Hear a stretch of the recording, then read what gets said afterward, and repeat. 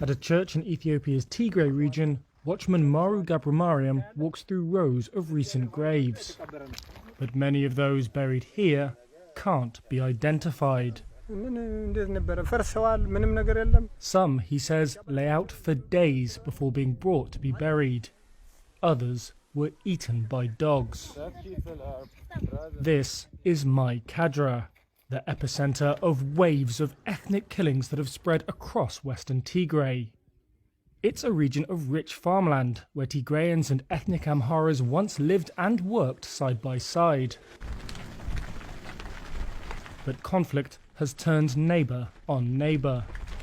Shortly after fighting broke out between Ethiopia's military and the Tigray People's Liberation Front in early November, conflicting reports of killings emerged from Micadra.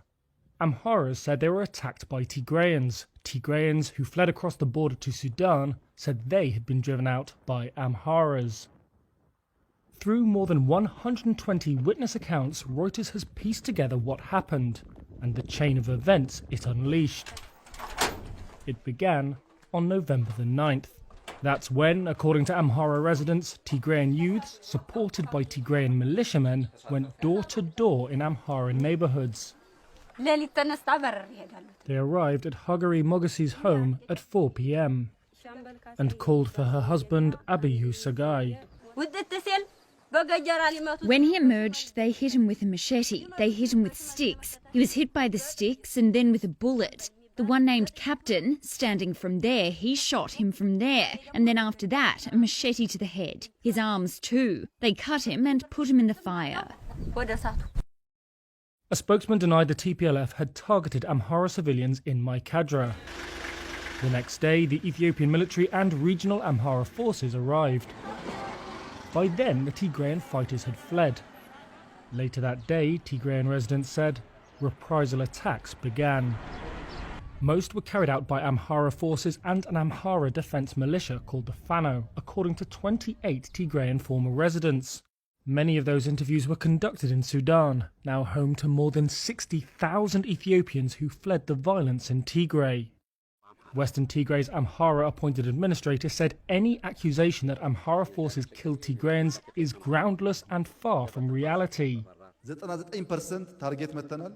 Ethiopia's government denies there has been targeted intentional ethnic cleansing against anyone in the region. But there have long been tensions in western Tigray between the once politically dominant Tigrayans and the Amharas, Ethiopia's second biggest ethnic group. Amharas claim western Tigray as their own as far as the Tikezi River. It's there that Bahani Gebrigzahir, a Tigrayan, recalls lying in a ditch, listening to the cries of the dying fade away. That was in mid-January. He says he and more than 50 others had been rounded up, driven to the river, and shot. Fragmented bones. Bahan was faced with a choice: die in the ditch or drag himself to the road. He chose to live. The number who have died from both sides remains unclear. In Micadra, at least 767 people were killed according to two lists of victims, one Amhara, one Tigrayan, which was reviewed by Reuters. The Amhara regional government says it has now taken control of western Tigray, and its representatives plan to resettle 500,000 Amharas there. Goshu Alabel arrived in the town of Humera, north of Micadra, in late November. I feel good, I feel good because I came back here after so many years to my birthplace. When Reuters visited the area in March, street signs had been repainted to the Amharic language. Many Tigrayan villages have been destroyed. And on one gate in Micadra, words in Amharic have been graffitied. This is ours.